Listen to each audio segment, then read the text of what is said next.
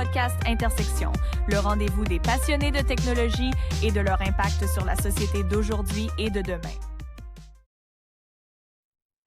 Bon matin, Jonathan. Bon matin, Simon. Yes, épisode 25, on est un petit quart de siècle aujourd'hui qu'on achieve, qu'on se rend. C'est bienvenue à cet épisode numéro 25. C'est pas Oui, c'est vrai. Intersection. Je vais pas computer, mais oui, effectivement. Exactement.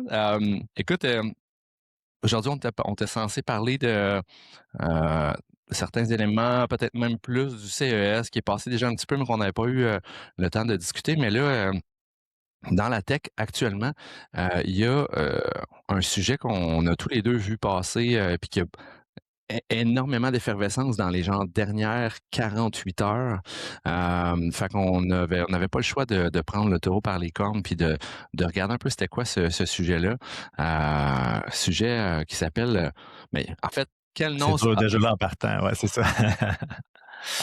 En fait, à l'heure d'écouter, à l'heure d'enregistrer cet épisode, cette technologie-là s'appelle OpenClaw. En fait, de ce que j'ai compris, OpenClaw, c'est comme si c'était OpenAI, donc c'est le major brand dans le fond qui est derrière. Mais moi, ce que j'ai compris, c'est que le produit s'appelle Moltbot. Toi, t'es en train de me dire que je suis déjà plus à jour? OK. Fait que là, ça a changé, là, OK? On va faire la genèse du nom de la tech, puis après, on va expliquer peut-être un peu c'est quoi cette affaire-là, puis pourquoi ça prend toute la presse techno en ce moment. Tout le monde parle de ça. En bien ou en mal, on va être capable de vous en donner un peu les deux perspectives. Là. Il y a une nuance de gris là-dedans. Là. Une technologie qui s'appelait initialement CloudBot, Exact. mais pas comme, parce qu'on a la technologie chez Anthropic qui s'appelle Claude, qui est très bon, c'est une intelligence artificielle au même titre que ChatGPT, mais très orienté programmation. Cloud, C-L-A-W-D. CloudBot. Exactement. Fait que chez Anthropic, tu as Claude, C-L-A-U-D-E bot. Ben, Claude, en fait, Claude point.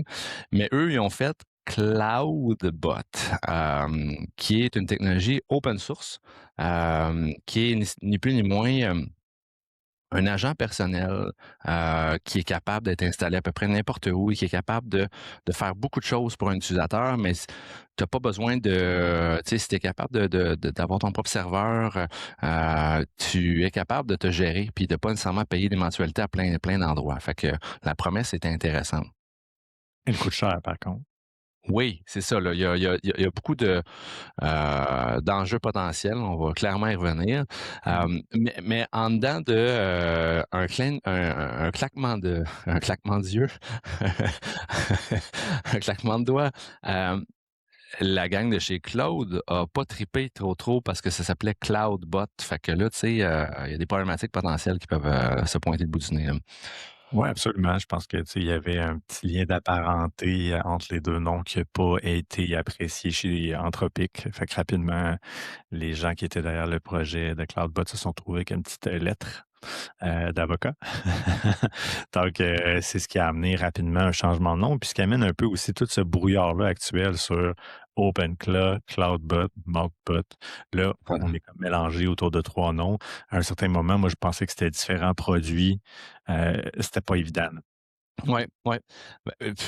Il a fallu qu'on s'y penche en masse pour comprendre un peu l'historique des choses.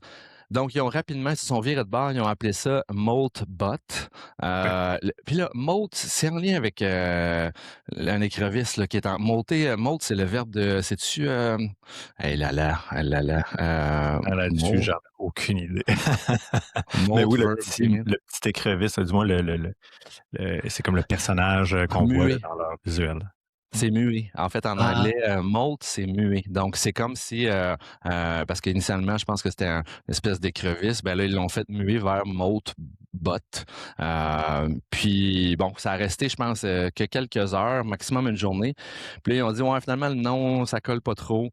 On passe ça en eux, on va appeler ça directement OpenClaw. Donc là, toute cette genèse de 4 minutes pour vous expliquer qu'on arrive à OpenClaw, qui est la technologie que tout le monde a sur le bout des lèvres présentement du côté tech. Peut-être je vous montre un petit peu à quoi ça ressemble en ce moment. C'est vraiment ça ici qui est OpenClaw. Joe, toi, qu'est-ce que tu en as compris de ça? Là, Ce qu'il faut comprendre, c'est que le service en soi, maintenant, derrière OpenClaw, c'est de créer un outil sur lequel on peut brancher, comme tu disais, n'importe quel assistant LLM, que ce soit Gemini, ChatGPT, whatsoever, et d'être capable vraiment d'avoir un accès complet à votre ordinateur et que l'outil puisse réaliser vraiment des tâches. Tu sais, on veut vraiment se rendre sur le concept de l'agent ou de l'argentique, vraiment, où on se retrouve là avec littéralement là, le Jarvis, pour ceux qui connaissent la référence. On demande des tâches, l'outil a tout ce qu'il faut pour les exécuter, peut se connecter sur notre ordi, a accès à nos comptes, etc. Fait que c'est un peu l'idée derrière ça, c'était vraiment de se rendre là en utilisant différents outils selon les nécessités de chacun. Donc, tu sais, la promesse était incroyable. Il y avait quand même un bon price mark avec ça. Pour pouvoir l'utiliser, on parle de 90 par jour, ce qui est pas rien, hein. Donc, mais la promesse est intéressante dans la mesure où tu peux rentabiliser les 90 par jour en faisant exécuter des tâches par ton outil. Ouais. Donc ça, c'était très, très intéressant. Puis comme tu le montres aussi, ben, il y a eu une popularité absolument phénoménale. Tu sais, sur Discord, là, ils ont ramassé quelques dizaines de milliers de nouveaux utilisateurs en quelques heures seulement. Donc, ça l'a vraiment amené là, une folie furieuse autour de... Ça l'a vraiment créé un phénomène. Et je pense qu'aussi tout le petit côté bataille légale, changement de nom et tout ça a contribué autour de ce buzz-là, parce qu'effectivement, là, ensuite, il s'est passé un paquet de choses qui s'en sont suivies. Puis il y a un réseau social d'agents IA qui est né de ça. Ça, c'est un peu ça qui a commencé à apparaître un petit peu partout, moi, dans mes réseaux sociaux. Puis j'étais comme, qu'est-ce que c'est ça? Puis là, je voyais des captures d'écran de conversations entre techniquement ce qui devait être des agents IA qui se parlent entre eux sur des situations qu'ils vivent par rapport à ce que les humains leur demandent en tant qu'IA. Là, j'ai comme fait, what? Qu'est-ce que c'est ça? Et là, tu peux lire toutes sortes d'affaires là-dessus. Puis là, bien évidemment, sur le coup, c'est quand même assez bien fait, puis ça donne 100% l'impression que tout ça peut être plausible. Mais là, il y a des soupçons, tout ça qui se sont éveillés. Ouais. Ils font une minute, là. C'est quand même assez intense, là, tu sais, que rapidement, on voit ça, il y a autant d'agents connectés, il y a des posts, il y a aussi des prises de position qui sont quand même réfléchies aussi. Puis, ben là, ce qu'on a découvert, c'est que derrière ça, malheureusement, il y avait de l'alimentation qui avait été fait pour nourrir le buzz puis alimenter, dans le fond, l'intérêt d'aller voir qu'est-ce qui se passe de ce côté-là. Donc, on a réalisé que malheureusement, c'était un peu plus dans la fiction. C'est-à-dire c'est pas la réalité, c'est pas ce qui se passe vraiment. Oui, ils ont peut-être connecté des agents IA, mais les phrases, ou disons, les éléments qui ressortent, qui ont fait le plus parler, sont des choses qui ont été manipulées, qui ont été scriptées. Puis là, sachez que tout ça se déroule sous nos yeux. C'est comme si on couvrait un coup d'État là, aux États-Unis. Là, puis là, ça se passe live à RDI, là, dans le sens où il y a on découvre des choses à toutes les heures. Ce dossier-là évolue à toutes les heures. Moi, ce que je lisais hier, c'est que oui, il y avait potentiellement un mix des agents qui allaient sur ce site-là, peut-être des humains. De ma lecture des choses, c'était pas clair là, nécessairement. On n'a pas fait tout le tour, mais C'est Moltbook. Et là aussi, ça, tu vois, ils se sont pas donné ça facile. C'est-à-dire que là, on a Moltbot, qui est, dans le fond, comme tu l'as dit, le service auquel on peut souscrire si on veut pour avoir un agent qui peut avoir le contrôle entier avec un IA de notre ordinateur. Mais attends, qui s'appelle maintenant OpenClaw.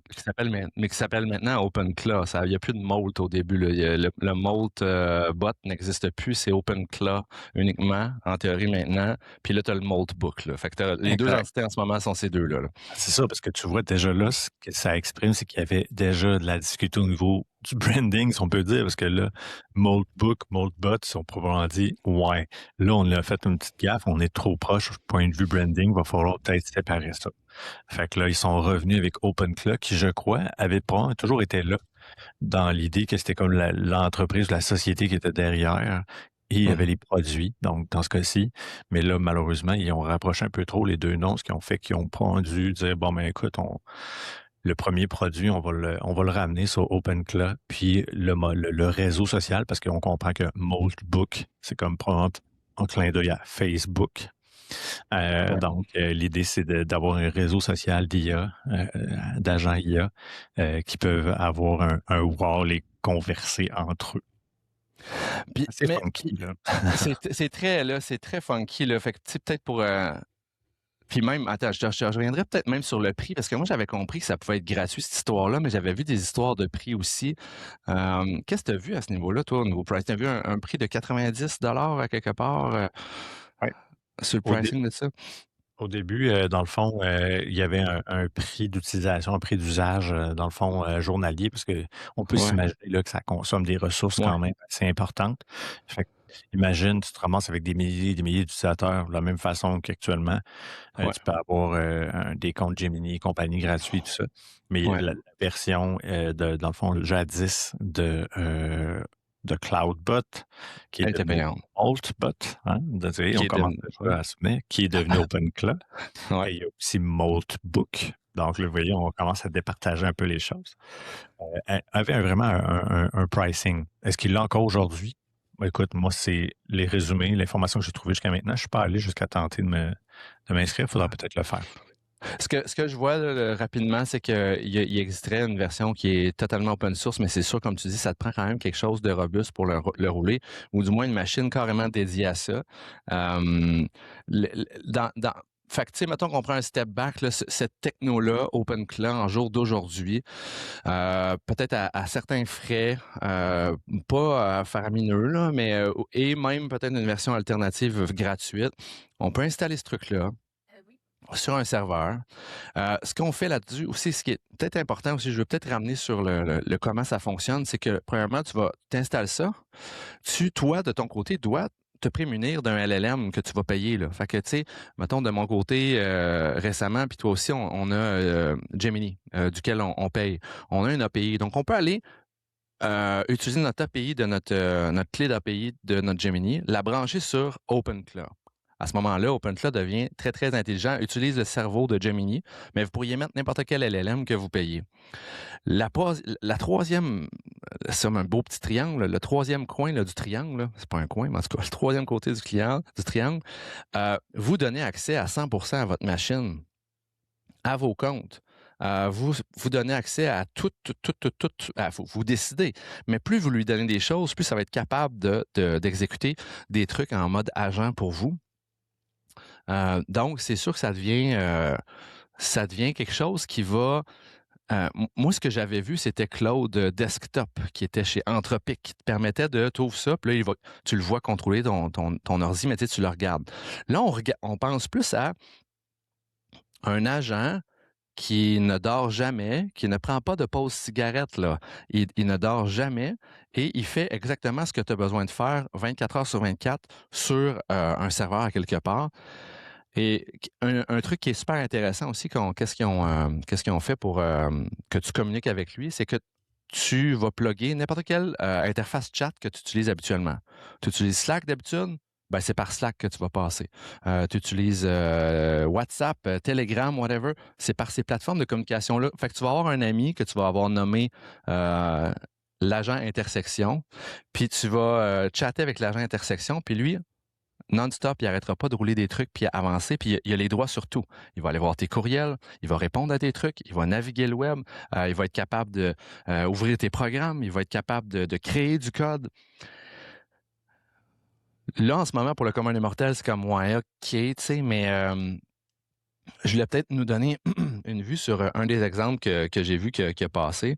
Il y a quelqu'un qui voulait s'acheter une voiture. Ben, il a laissé son bot partir, aller regarder c'est quoi les prix habituellement de cette voiture-là, telle année, usagée, tant de kilométrage. Puis le bot est parti sur un marketplace, Facebook Marketplace, commençait à chatter avec du monde qui vendait la voiture.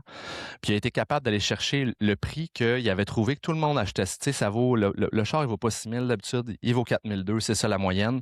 Le bot a effectué toute la communication pour descendre le prix, puis jusqu'à ce qu'il voulait. Puis l'humain, à la fin, a juste eu à se pointer puis dire « Ouais, parfait, je vais être là pour aller faire les papiers à la SAQ là, vendredi 2 heures. » L'humain en tant que tel n'a quasiment rien fait, est juste arrivé à la fin du processus. On est au début de ce genre de choses-là. Capoté, vraiment intéressant. Ouais. Écoute, j'ai pris le temps de démystifier un peu pendant que tu jasais le volet, ce que ça coûte. Dans le fond, comme tu l'as expliqué, dans le fond, il y a la possibilité, exemple, d'avoir son propre Mac Mini. Ouais. Puis à ce moment-là, le service te coûte rien ou presque, dans le fond, à part si effectivement tu as un abonnement à payer pour un LLM quelconque. Exact. Gemini, ChatGPT, whatever. Ouais. D'ailleurs, c'est ce qui a causé aussi une pénurie de Mac Mini chez Apple, by the way. Donc, c'est sorti dans les médias à un moment donné. C'était plus possible nulle part de trouver des Mac Mini parce que les gens se sont littéralement mis à acheter des Mac Mini.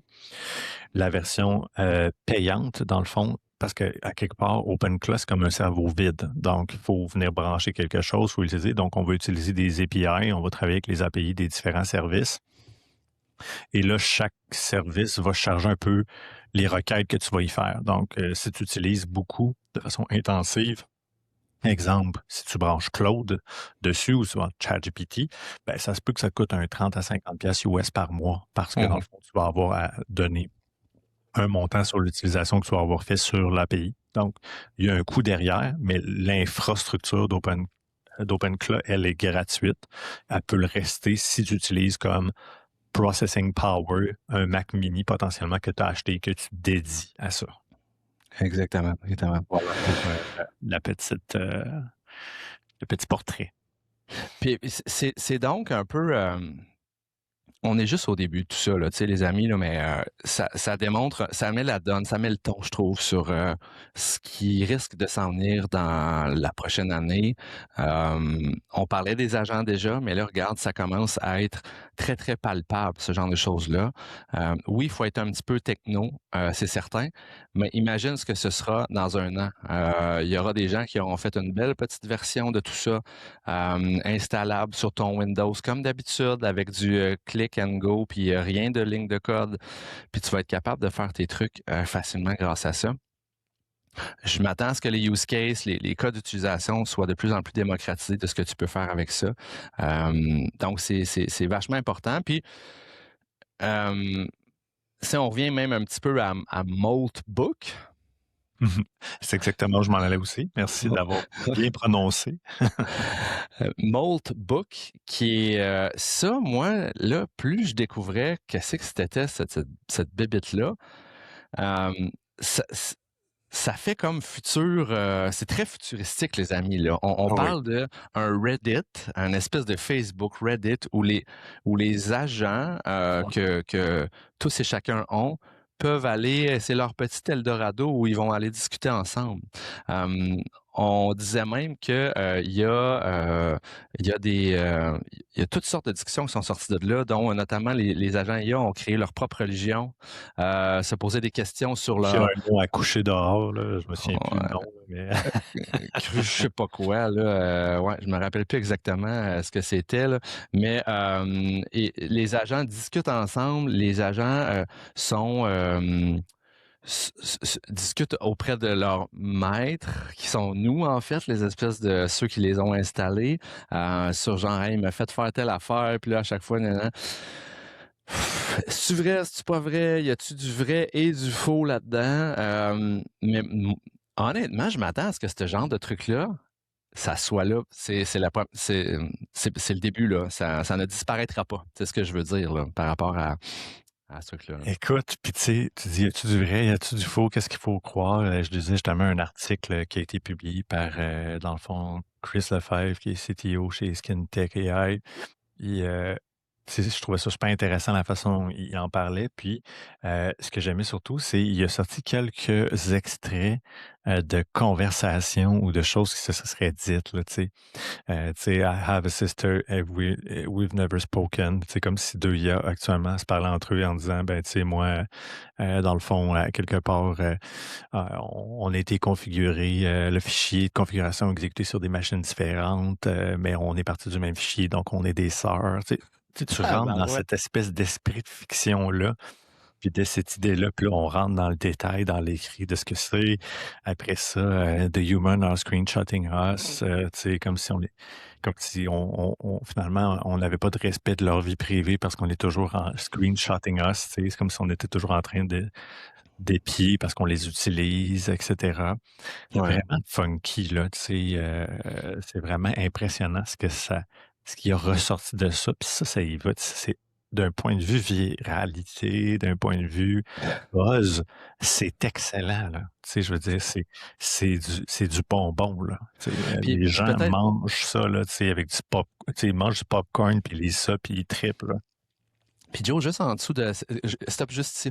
En dessous de la capture d'écran, c'est écrit: ces messages ne sont pas des preuves de conscience, mais ils sont révélateurs d'autre chose. Parce qu'en effet, là, les amis, il faut pas qu'on se mette à capoter en se disant: hey, mon Dieu, là, les robots vont venir nous tuer, puis c'est ça. Non, non, là, on s'entend, là, c'est tout l'AI d'aujourd'hui génératif, c'est très probabilistique, c'est très du calcul, c'est quel mot je devrais mettre après la phrase j'aime les fraises. Bon, rouge, ça serait pas pire comme mot à mettre après ça. On est quand même là-dedans. Je suis pas prêt à dire que ça, c'est.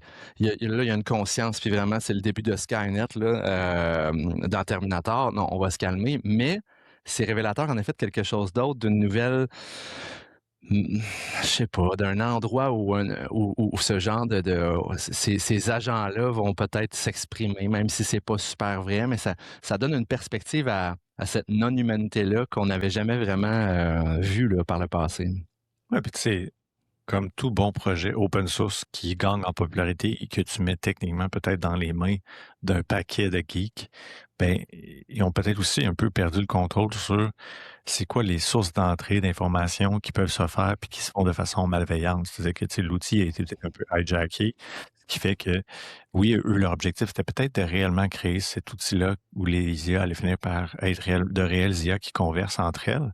Mais là, il y a des gens qui sont venus un peu rendre ça, plus intéressant en injectant des histoires pour alimenter ça, puis donner l'impression qu'effectivement, hey, il y a quelque chose qui se passe de ce côté-là. Il y a un petit scandale, comme c'est vraiment funky, fait que ça a attiré l'attention. Puis effectivement, là, là, les gens se questionnent à savoir, bon, ben, là, c'est un peu l'étoile qui pâlit parce que autant là, il y avait un intérêt de voir quelque chose de oh, OK, c'est quoi cette avancée-là est quand même impressionnante que là, on se dit, ouais, là, finalement, ce sont plus les humains qui expriment un genre de réalité distorsionnée qu'ils voient dans l'idée où des agents IA se mettraient à se parler ensemble puis à comploter contre l'humain, là, tu sais.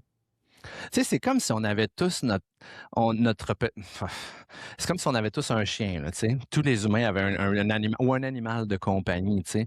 Puis que là, ces animaux-là de compagnie, somehow, étaient capables de se parler puis d'être relativement conscients de ce qu'ils vivent. Puis là, ils se ramassaient dans une petite île déserte puis étaient capables de converser puis de vivre dans leur espèce de monde parallèle.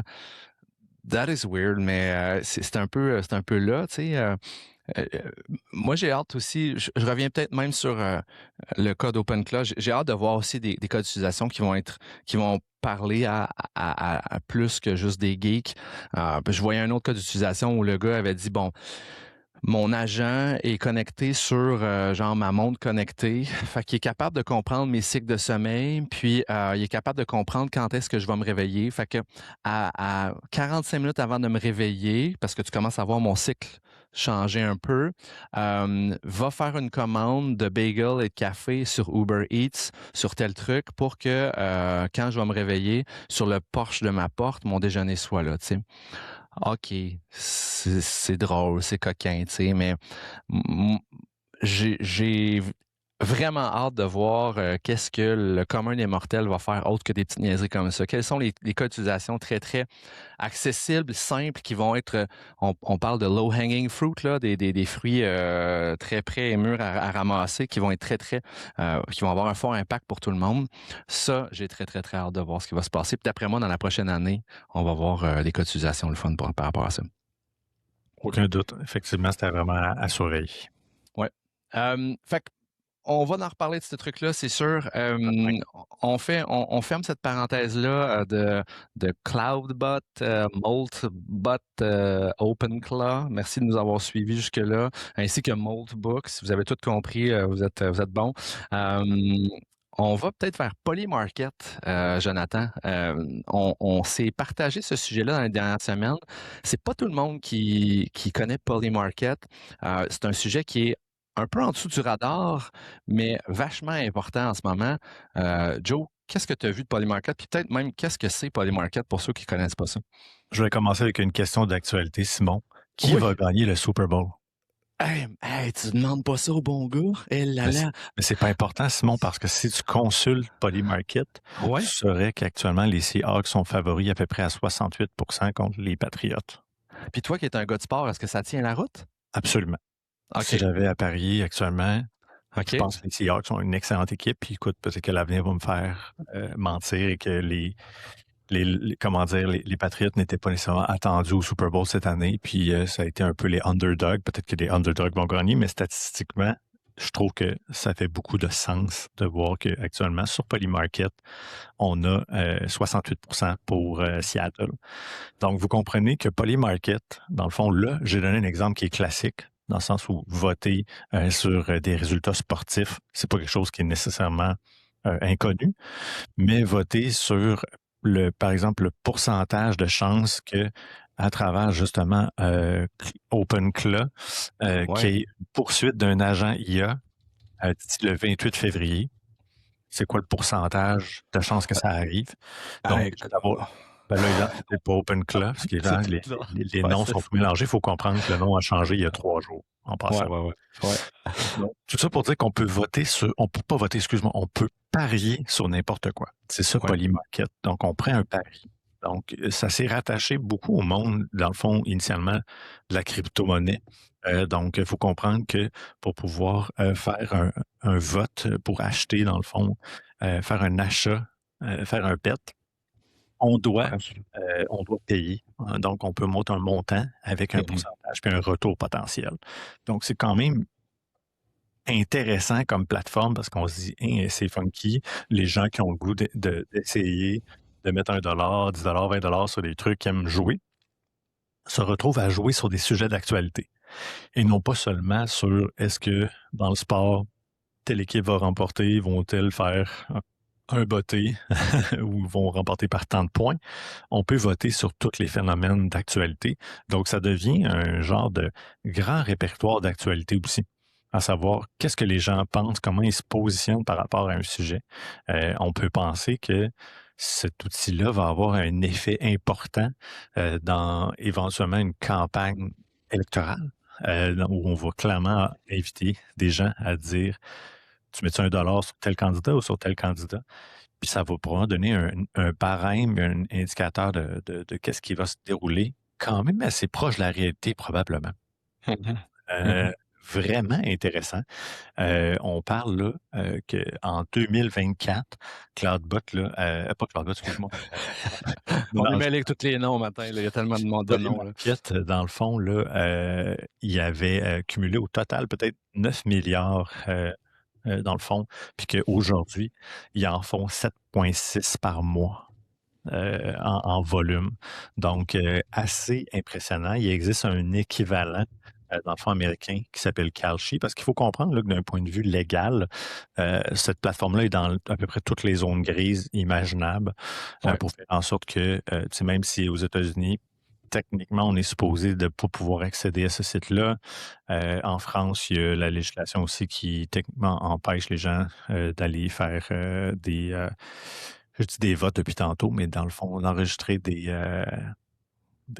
sommes qu'ils veulent parier. Oui, parier, des paris. Donc, je le cherche. Donc, tu sais, il y a quand même des considérations à prendre d'un point de vue légal, étant donné qu'on est quand même dans le pari. Puis le pari, normalement, ben, c'est géré par l'État dans bien des pays. Mais Donc, là, c'est décentralisé, c'est une plateforme mondiale, ça vient comme brasser les colonnes du temple. Je veux dire, c'est pas, ben, peut-être que c'est basé aux États-Unis à quelque part, mais ça dessert tout le monde. C'est souvent un enjeu avec le web depuis que ça existe, dans le fond, le web, là. oui, absolument. Tu sais, dans le fond, il existe vraiment.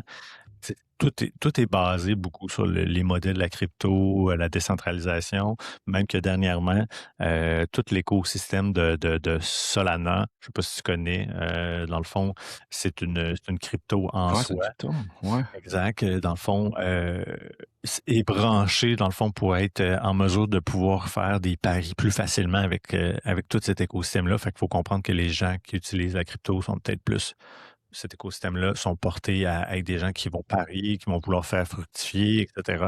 Donc, tu sais, on voit qu'il y a un lien vraiment qui se fait pour essayer d'être le plus en écart possible avec le système monétaire traditionnel. Donc, on ne veut pas votre dollar américain, on ne veut pas votre dollar canadien, on veut une crypto-monnaie pour pouvoir faire, dans le fond, ces transactions-là.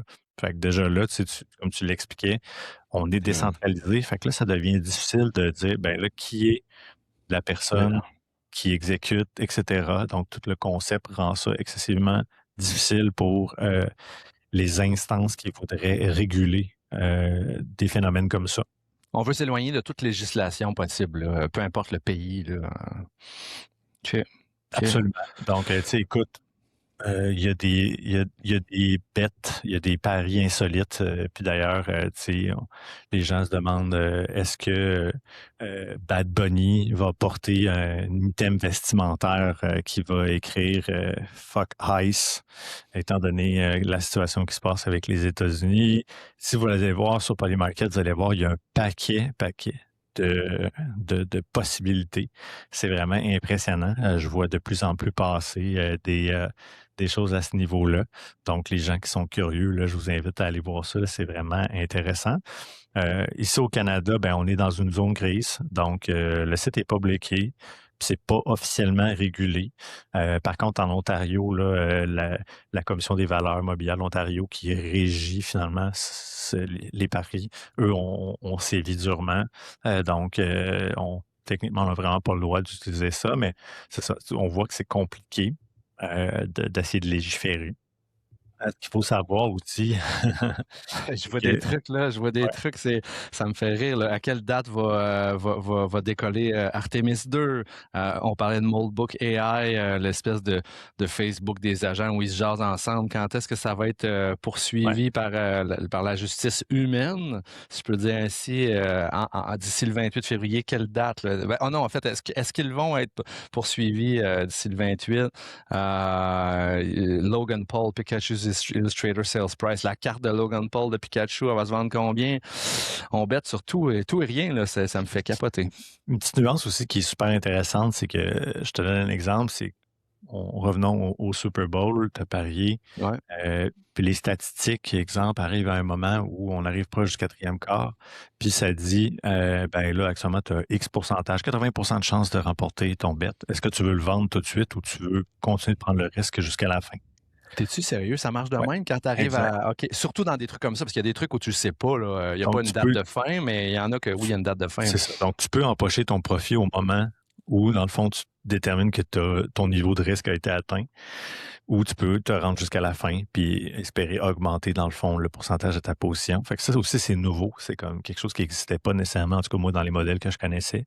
Donc, vraiment capoté. C'est vraiment, moi, je trouve ça fascinant comme plateforme. C'est pas quelque chose que, tu sais, du jour au lendemain, nécessairement, on a vu, moi j'entendais parler de Polymarket, je voyais ça passer, je me questionnais, puis à un moment donné, je pense que c'est toi aussi qui me dis hey, tu sais, ça bosse pas mal Polymarket, puis là, je me suis mis à m'intéresser un peu à ce que c'était pour découvrir là, vraiment ça. Puis tu sais, je pense que le bout qui m'intéresse le plus, c'est que quelque part, c'est vraiment un outil de niche pour les geeks, mais aussi un genre de petit média d'information alternatif, tu sais, qui brasse des milliards, qui est capable de prédire, dans le fond, comment les gens voient les choses. Puis c'est un peu actuellement aussi un Far West réglementaire. Fait que tu sais, Il y a quelque chose de vraiment intéressant à suivre derrière Polymarket, là. J'ai hâte de voir comment cette plateforme-là va évoluer, puis qu'est-ce qui va se passer au niveau réglementation aussi. Tu vois, ça me fait énormément penser à Reddit. Reddit qui est un endroit, tu sais, au départ, c'était pas, tu sais, sur le monde d'il y a 8-9 ans, là, Reddit, oui, ça existait, mais c'était pas the place to go, c'était un peu plus niché, tu sais. Mais là, regarde avec les années, ça a su se hisser à la tête des plateformes qui peuvent influencer à un certain point. Je lisais pas plus tard que cette semaine, lorsque vous faites une recherche, généralement sur un OpenAI, sur ChatGPT, tout ça, quand vous regardez les sources, là, souvent, Reddit va être là-dedans. Il va être allé regarder ce qui se dit au niveau de la plateforme Reddit, puis c'est devenu de plus en plus une plateforme très bien positionnée pour informer sur beaucoup de choses. Je vois Polymarket comme étant un petit Reddit de back in the days qui s'émisse dans l'impact que ça peut avoir auprès de la population.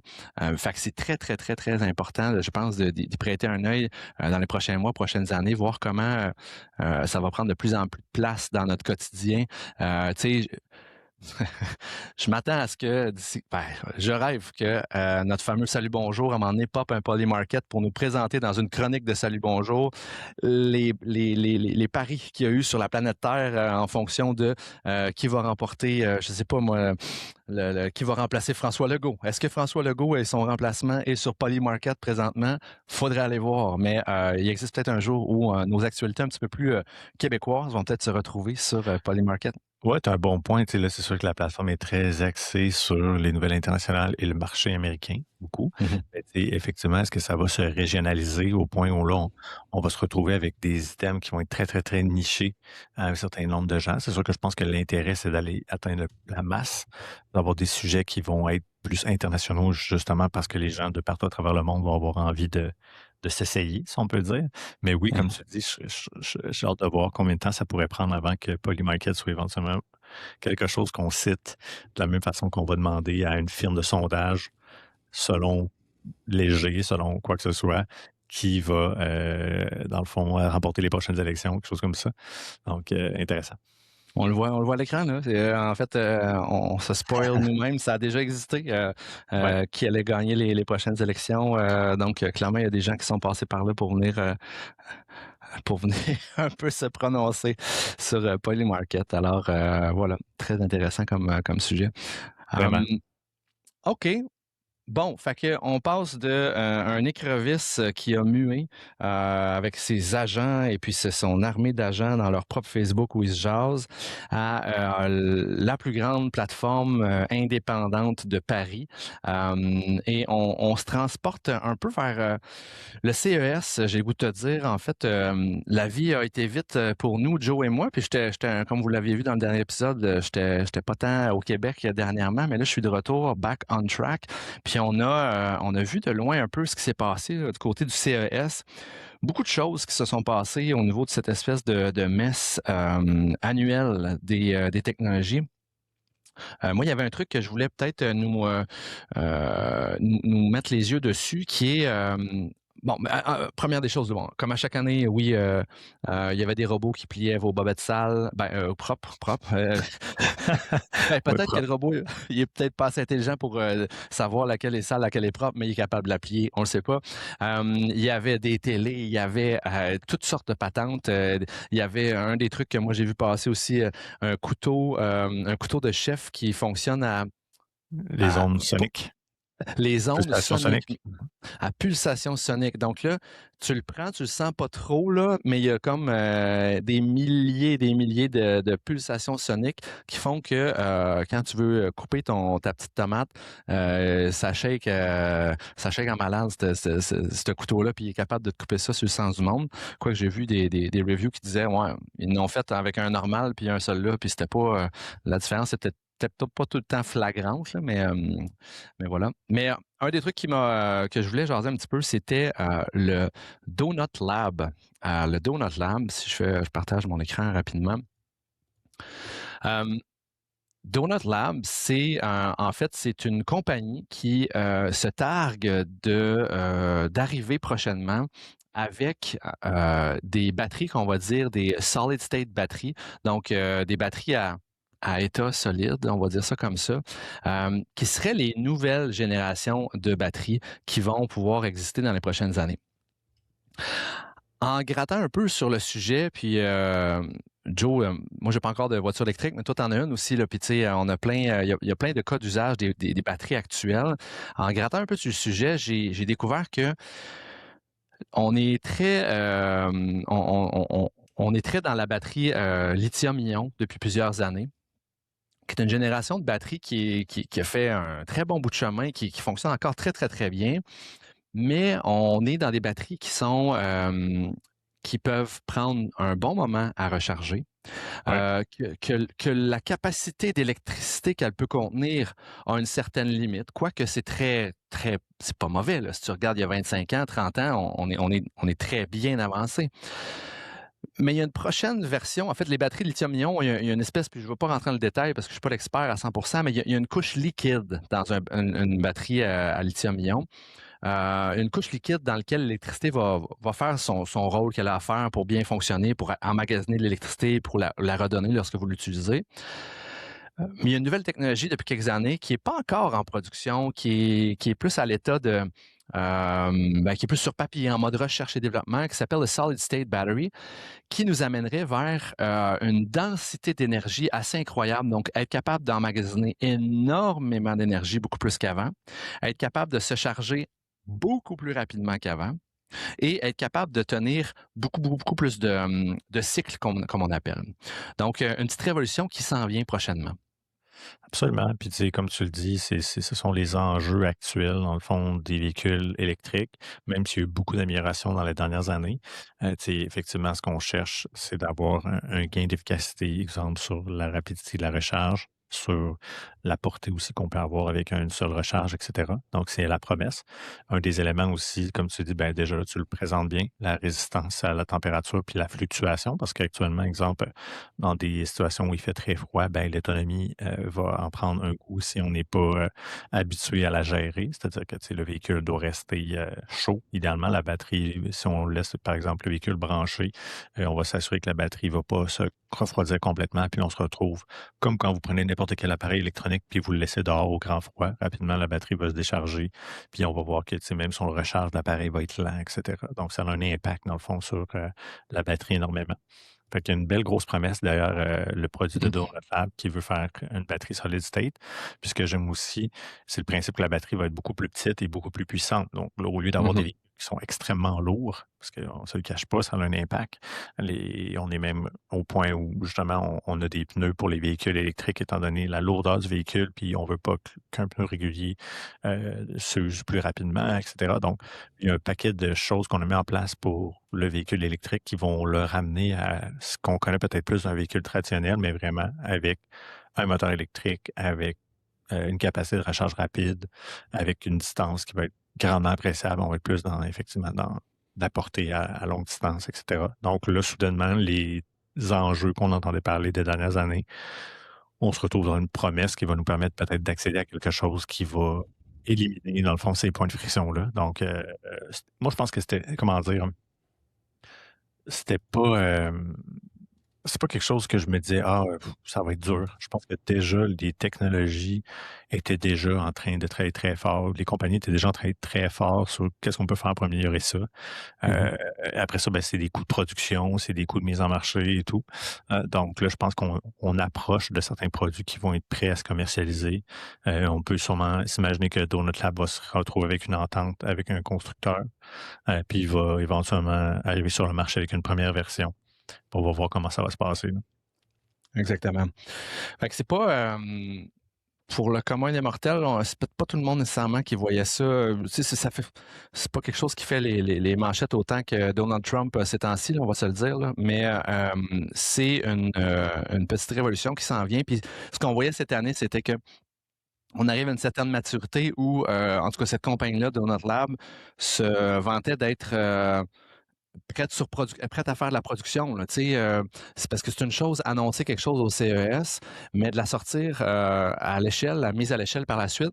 Des fois, il y a des business que ça va leur prendre 4-5 ans avant de vraiment le faire. Il y en a certaines qui vont peut-être même pas être capables non plus de mettre à l'échelle ça. Eux semblent dire qu'ils vont être capables de mettre ça en production assez rapidement. Ils voulaient pas nécessairement aussi donner toute la recette secrète du colonel derrière toute leur recherche et développement qu'ils ont pu faire derrière pour être aussi rapidement sur le marché. Mais c'est clairement quelque chose qu'on va regarder prochainement. Fait à suivre pour ça, mais le solid state battery, les batteries à état solide, je vais le dire comme ça, il y a peut-être une meilleure manière de le dire, là, mais c'est quelque chose qui va rentrer dans nos vies assez rapidement. Peut-être juste un léger clin d'œil aussi sur un autre tech là, qui est dans la même veine, mais au niveau batterie, il y a une compagnie qui a été dévoilée au CES, qui est la Flint, qui est Flint, et ça s'appelle la Flint Paper Battery. Donc, j'en parle que très brièvement, mais c'est une compagnie qui a décidé de faire des batteries à base de plantes et qui sont 100% compostables, là, tu sais, je veux dire recyclables, compostables. Donc, il y a beaucoup de recherche et développement qui se font pour que vos batteries habituelles, eux veulent pas arriver que comme la batterie révolutionnaire que tu vas mettre dans ton char, eux autres sont comme genre, non, on va te faire tes double A que tu utilises tout le temps, puis tes triple A dans tes batteries, dans tes manettes de télé, là.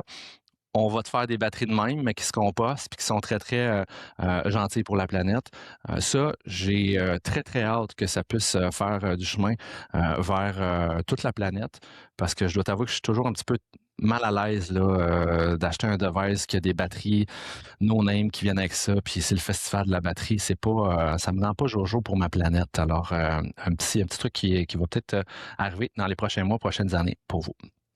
Vraiment intéressant, clairement. Puis, tu sais, de façon générale, je ne sais pas toi, comment tu as trouvé le CS cette année, justement? Qu'est-ce qui est ressorti du CS versus les autres années?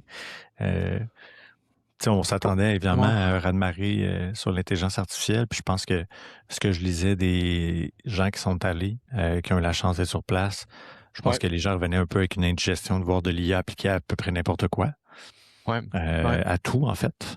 On s'y attendait, mais est-ce qu'il y a des grandes... Tu sais, moi, j'ai pas vu de grandes choses ressortir, nécessairement.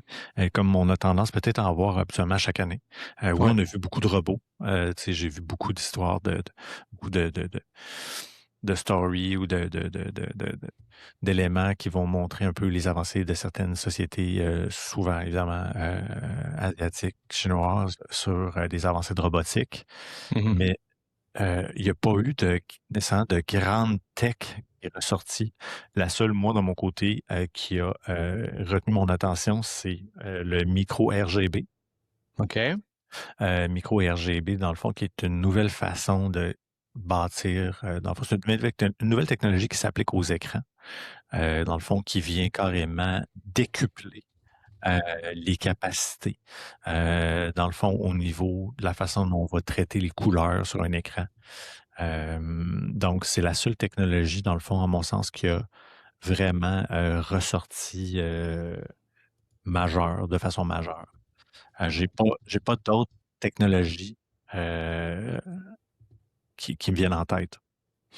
Le micro RGB, je l'ai vu passer aussi, puis j'ai hâte de voir. En effet, la promesse de ça, c'est que puis les télés, c'est toujours ça un peu, hein, la dernière télé du jour, c'est comme les meilleures images, les noirs les plus noirs, les couleurs les plus vives, la luminosité la plus lumineuse. Mais il semblerait que les micro RGB seraient comme the next big thing.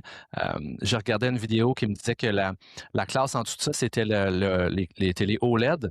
Mais les télés OLED, comme elles reposent sur une composante organique dans chacune des petits pixels, il y a un niveau de luminosité qu'ils peuvent atteindre, mais c'est pas top.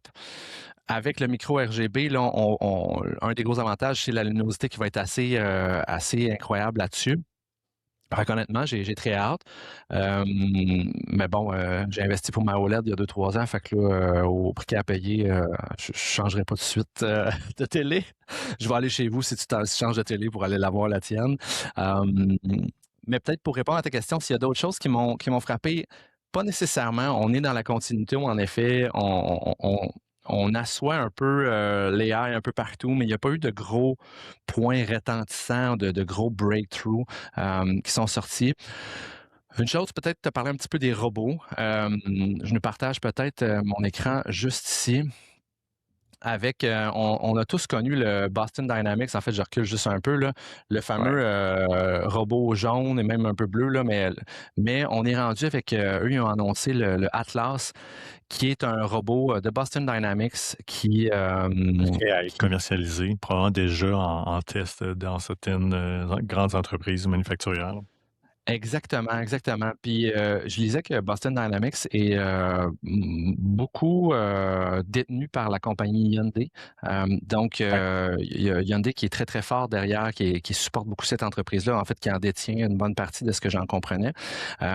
Donc, on le voit Atlas, là. Ben là, ça, par contre, ça, c'est plus des vidéos, là. C'est pas vrai de vrai, mais au début, c'était plus vrai, là. C'est des montages, exactement.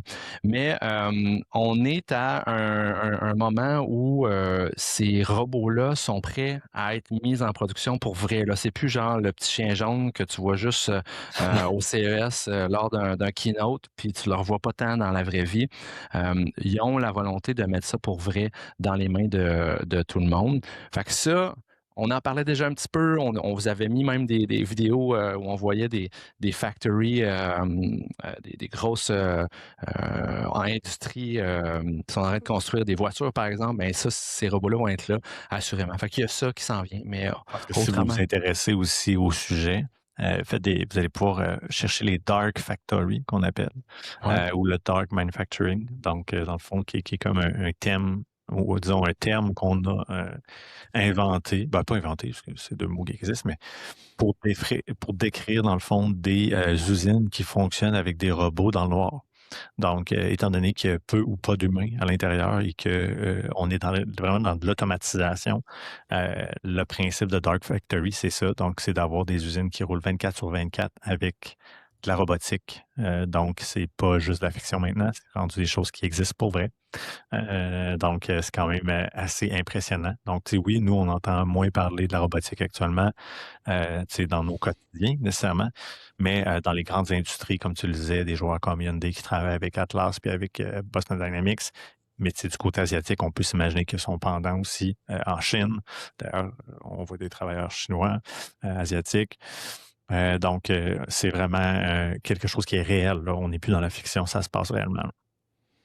Hey, c'est pas bon pour le teint, ça, là. C'est pas bon pour la vitamine D, ça, là. J'ose croire. J'espère que ces petits humains-là, parmi les robots, se prennent un peu de vitamine D avant de rentrer au travail au bureau, parce que, moi, te le dire, c'est pas ça qui te met un beau teint au final. Mais tu sais, on jase toi puis moi aussi, là, tu sais, il fait moins 20 dehors, là, tu sais, les coûts de chauffage pour chauffer une usine, pour avoir des travailleurs qui sont dans un contexte favorable pour travailler.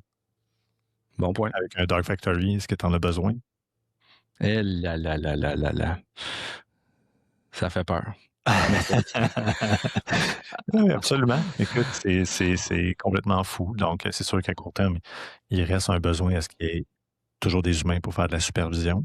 Donc, on pourrait penser effectivement qu'éventuellement, dans des usines, il va y avoir des control centers, des centres de commande où il va y avoir des gens qui vont surveiller l'activité pour être sûr que tout se passe bien et qu'il n'y a pas de défaillance.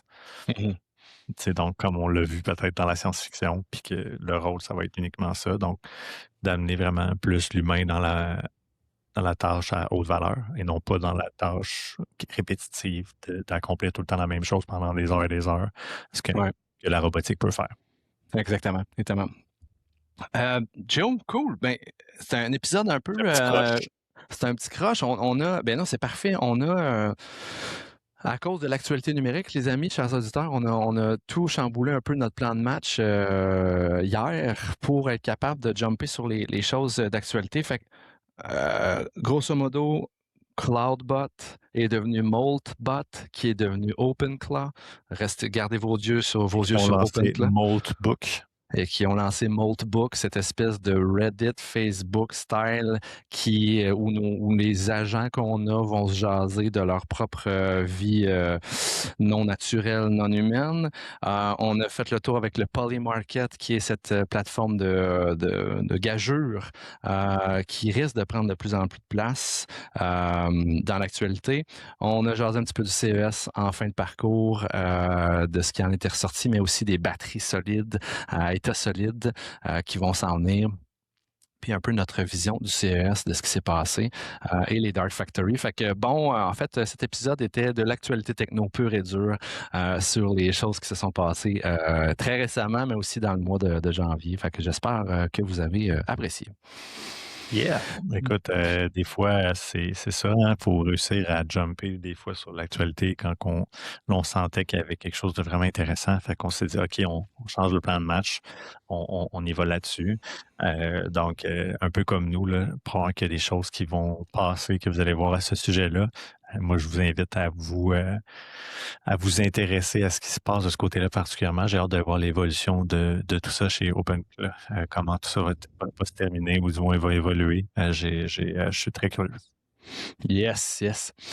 Cool. Ben, merci, Joe. Fait que, on se reparle dans un prochain épisode. Puis, chers auditeurs, si vous avez des réactions, des questions, commentaires, des idées de prochains sujets, n'hésitez pas à nous commenter ça dans votre plateforme préférée. Alors, très bonne semaine à tout le monde. À bientôt. Salut.